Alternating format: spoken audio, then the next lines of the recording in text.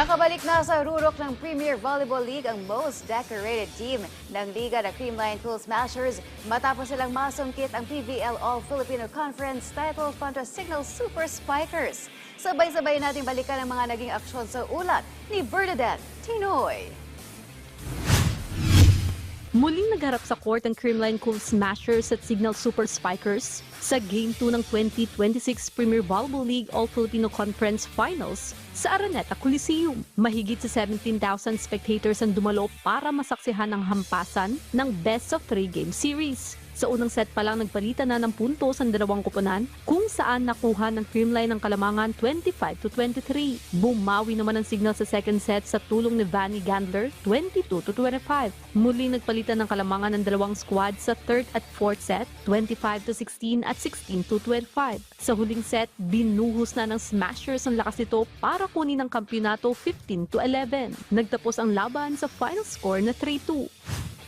Siyempre, sobrang saya talaga kasi parang 1 year kaming talagang hindi naka-finals. Tapos yung excitement ng game, lalo na kayo sa game 2, nag-5 sets, sobrang intense and pressure yung game. So, sobrang saya at nakabalik yung Creamline sa championship. Sobrang sabi ko sa mga teammates ko, coaches, kasi alam mo, may mga times, may mga games na si Coach nawala, ako nawala. I mean, alam mo, hindi kami nakukumpleto sa ibang games. Pero nagpe-perform sila, binibigay nila yung best nila. Si Coach Sherwin kasi sobrang remind siya sa amin ng focus lang kami na sa trabaho namin. And after every point, sinasabi niya na move on na kami agad sa susunod na point. So, alam niyo naman kami kung anong sabihin ni Coach Sherwin, yun yung gagawin namin. Kinilala bilang conference MVP si Gandler, habang itinanghal na finals MVP si Bernadette Pons matapos humataw ng 22 points.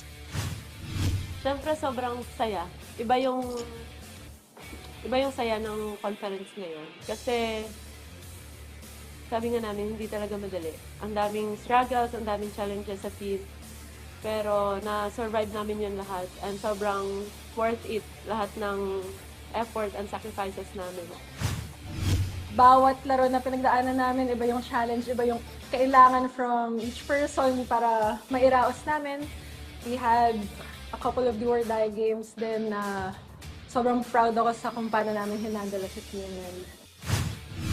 Itinanghal na silver medalist ang Spikers, habang bronze medalist naman ang PLDT High Speed Hitters.